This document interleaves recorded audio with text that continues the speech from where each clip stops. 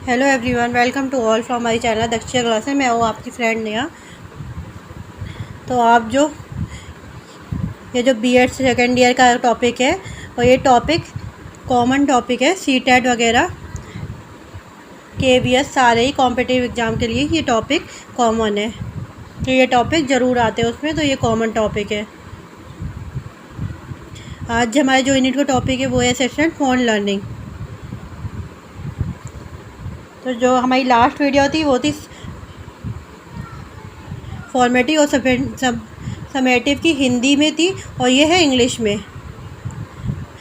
अगर आपको हिंदी में देखना है तो वो हिंदी वाली वीडियो आप देख सकते हैं, अगर इंग्लिश में है तो आप ये इंग्लिश वाली वीडियो देख सकते हैं। तो हमारा टॉपिक है assessment for learning, formative assessment. Formative assessment क्या होता है? It is a tool use by a teacher to continuously monitor student progress. ये जो टूल होता है टीचर को कंटिन्यूअसली मॉनिटर करता है कि स्टूडेंट की कितनी प्रोग्रेस हो रही है।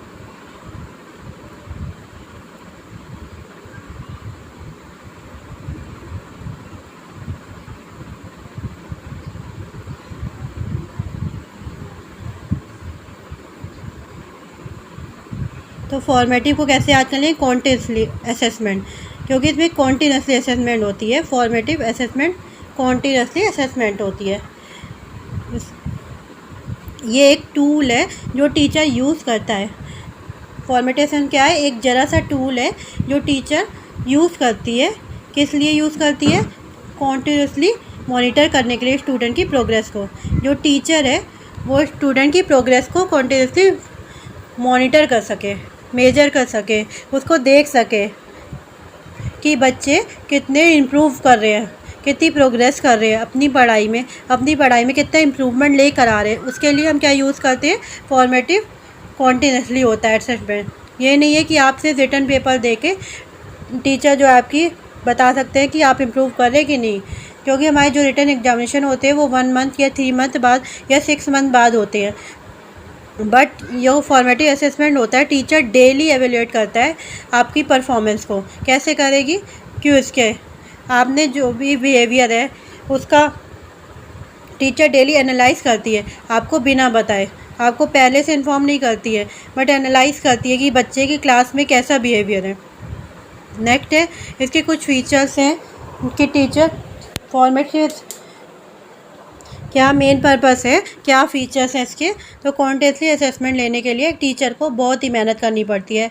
तो उसके लिए टीचर का जो लोड है वो कम हो जाए, तो सीसी पैटर्न यहाँ लागू किया जाता है। और फॉर्मेटिव असेसमेंट है, इसके अंदर जो टीचर है, टीचर का लोड कम हो जाए और बच्चों को कॉन्टिन्यूसली फीडबैक मिलता रहेगा, तो वो बच्चे अपनी तो 1 लेवल पे है तो वो 1 लेवल से 5 लेवल पे चले जाएंगे। तो इतनी इम्प्रूवमेंट आ जाएगी अगर फीडबैक्स और गाइडेंस उनको मिलती रहेगी।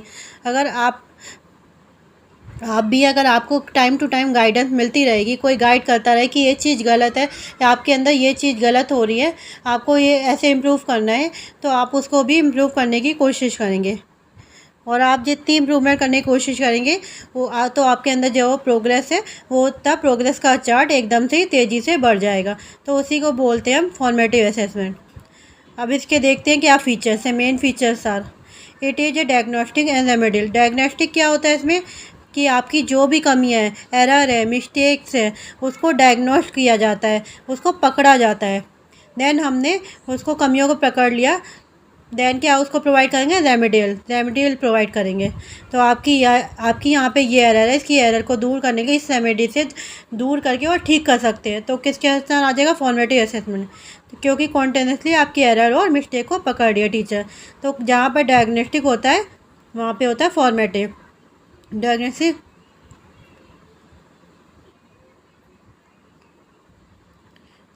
किसका पार्ट होता है? फॉर्मेटिव असेसमेंट का ही। तो ये पॉइंट आपको क्लियर हो गया होगा। ये क्या है, इसके फीचर्स क्या है? डायग्नोस करता है, आपकी मिस्टेक को डायग्नोस करता है एंड एरर को।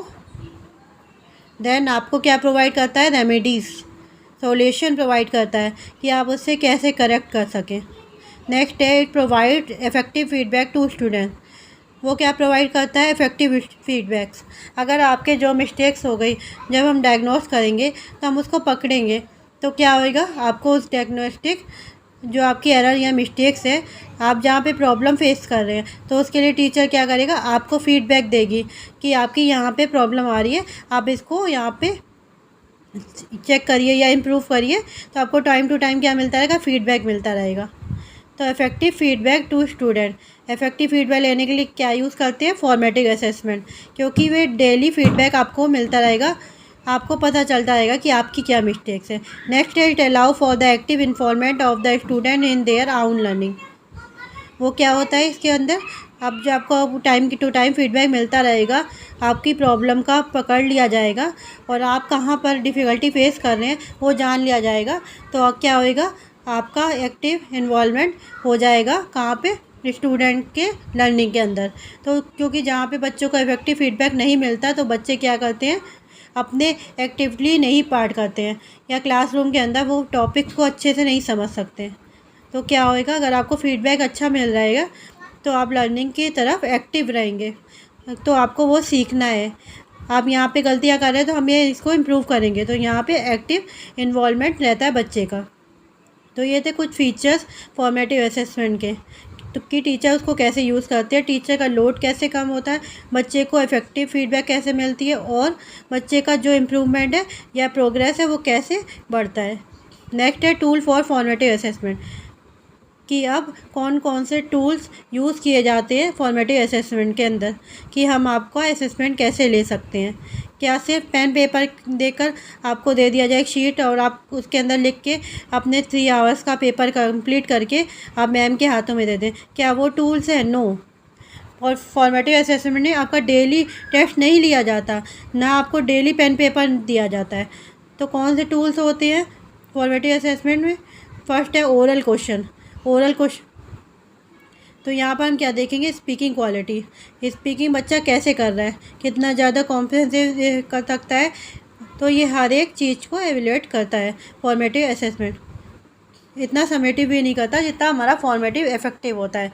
तो हम यहाँ पे हर एक चीज़ के बच्चे पर ध्यान दे सकते हैं, उसके लर्निंग स्किल पे, उसकी कम्युनिकेशन स्किल पे, उसके बिहेवियर पे, उसका जो माइंड एनालाइज करना है, वो सब हर एक चीज़ को फोकस कर सकते हैं हम। तो यहाँ पे ओरल क्वेश्चन है, ओरल क्वेश्चन हम ले सकते हैं, बच्चे से मौखिक प्रश्न पूछे जाते हैं। नेक्स्ट है कन्वर्सेशन स्किल्स।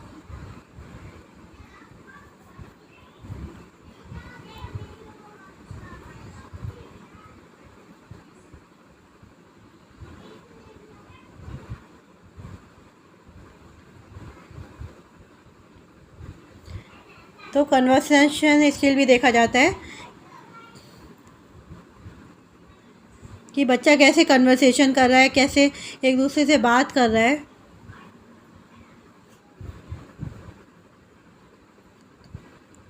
अगर हमें प्रोजेक्ट के थ्रू करना है तो एक टॉपिक दे दिया, दैन उस टॉपिक पे सर्च करना पड़ेगा, चाहे वो इंटरनेट की हेल्प ले, चाहे बुक की हेल्प ले, या अपने एल्डर की हेल्प ले।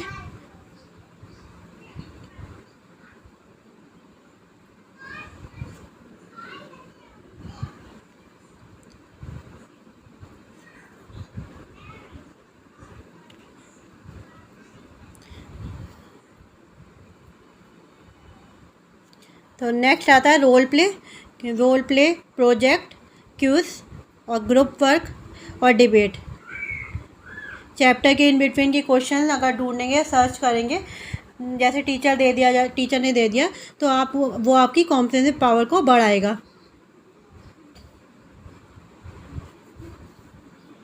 हमारे जो ग्रुप एक्टिविटी होती है वहाँ पर बच्चा कितना इफ़ेक्टिव कॉन्वर्सेशन कर पा रहा है, ये चीज़ देखते हैं कन्वर्सेशन स्किल पे। रोल प्ले में क्या होता है? रोल प्ले में ड्रामेटिक प्ले, कि बच्चा कितनी ज़्यादा अपनी स्किल को, टैलेंट को यूज़ कर रहा है। तो हम वहाँ पे हर एक बच्चे का परफॉर्मेंस को एनालाइज करते हैं, बच्चे के अंदर कॉन्फिडेंस लेके आते हैं, सेल्फ इस्टीम लेके आते हैं, कि बच्चा डरे ना, कि बच्चा हाइपर ना हो। तो ये सब एक्टिविटी बहुत हेल्पफुल होती है, टूल्स हैं किसके हैं? फॉर्मेटिव असेसमेंट के। नेक्स्ट है प्रोजेक्ट। प्रोजेक्ट कैसे हेल्पफुल होता है? हमारे अब आपको टॉपिक दे दिया जाता है समर वेकेशन का, या जब भी आपका असेसमेंट करना है तो आपको प्रोजेक्ट के थ्रू करना है, तो आपको एक टॉपिक दे दिया जाता है। देन उस टॉपिक का आपको सर्च करना पड़ेगा, चाहे वो इंटरनेट के माध्यम से करे या बुक के माध्यम से करे या अपने एल्डर की हेल्प से करे, तो उसको प्रोजेक्ट बनाना होता है। देन प्रोजेक्ट बनाएंगे तो आप पूरे इफ़ेक्टिव स्टडी करेंगे, डीप स्टडी करेंगे। देन आप क्या करेंगे, पिक्चर का यूज़ करेंगे पूरी इफेक्टली, हर एक ड्राइंग क्रिएटिव स्किल्स लेके आएंगे, तो उसको यूज़ करेंगे तो प्रोजेक्ट भी हेल्प करता है।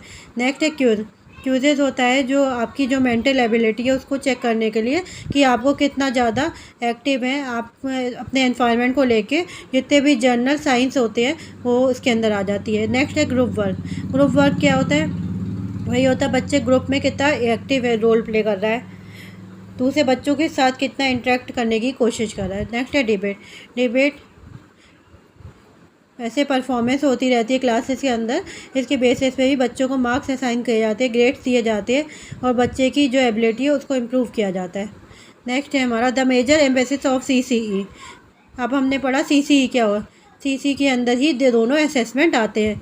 द मेजर एम्फेसिस क्या है CCE का, is on the continuous growth of student, बच्चे के कॉन्टीन्यूस ग्रोथ में होनी चाहिए, and ensuring there intellectual, emotional, physical, culture and social development. Continuous growth कैसे होएगी, अगर हम सिर्फ और सिर्फ फिजिकल पर ही फोकस करें तो बाकी क्या चीज़ों पर हम फोकस नहीं करें, नेगलेक्ट कर दें, तो बच्चे की ग्रोथ होगी नहीं होएगी। तो हमें डेवलपिंग करना है बच्चे का, तो सारे ही फैक्टर